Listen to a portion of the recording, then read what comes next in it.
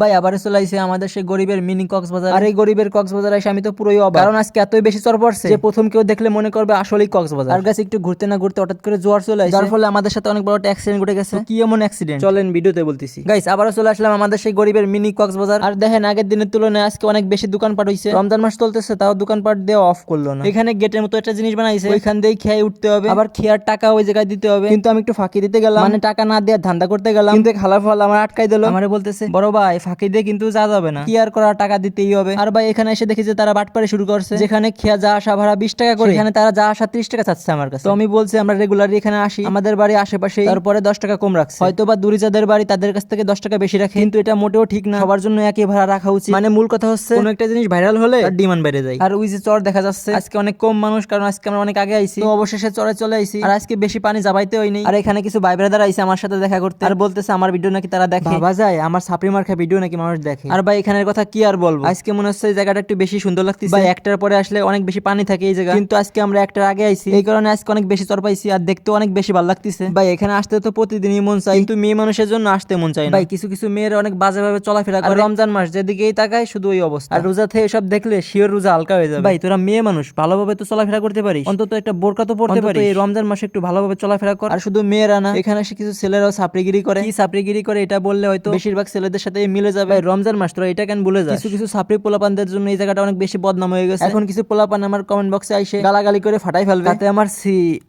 তো যাই হোক অনেক বেশি বলে ফেললাম। এখানে এসে অনেক ছবি মুভি ভিডিও করছি, সবই ঠিক ছিল, কিন্তু হঠাৎ করে জোয়ার চলে আসছে, এত পরিমাণে পানি বাড়তেছে, সবাই অনেক বেশি আতঙ্ক হয়ে গেছে। এখানে শুধু পুরুষ আর মহিলা আসেনি, মহিলা তাদের বাচ্চাকে সাথে করে নিয়ে আইছে। ভাই আমি তো এটাই বুঝি না, মহিলা তাদের বাচ্চাদের কেন আনবে? আমরা ইয়াং মানুষ, তাই আমাদের চলাফেরা করতে খুবই কষ্ট হয়। যখন জোয়ার আসে তখন ঢেউ অনেক পরিমাণের হয়, আর ওই সময় আগাইতে অনেক বেশি কষ্ট হয়। অনেক কষ্টে ট্রলারে উঠতে পারছি। ভাই একটি ট্রলারে অনেক বেশি মানুষ উঠছে, আমার তো ভয় লাগতেছে মাছ পথে ট্রলার ডুবে না যায়। ভাই বিশ্বাসও করতে পারবেন না, এই ট্রলার অনেকবার ডুবে যাইতে গেছিল। আর ভাই ট্রলার দুল খাওয়ার কারণে একটা মহিলা ট্রলার থেকে পড়ে গেছে, লেউ ঠেলা আর জীবন আইবা। আর ভাই দেখেন ট্রলার থেকে একটা মায়া মানুষ লাভ দিয়ে কেমনে নেমে গেছে, ট্রলার আর কিনারে যাবে না, তাই সবাই জাপাই যা লাগতেছে। ভাই এদের তো জম্মের মতো শিক্ষা হয়ে গেছে, আর জীবনে হেনে আসবে না। ভাই মানুষের এখানে ঘুরতে আসা বন্ধ হচ্ছে না। তো যাই হোক আজকের ভিডিওটা এই পর্যন্ত। যদি আমার ভিডিওটা ভালো লেগে থাকে তাহলে অবশ্যই লাইক কমেন্ট এবং চ্যানেলটা সাবস্ক্রাইব করে দিন, আর পেজ হলে ফলো করে দিন।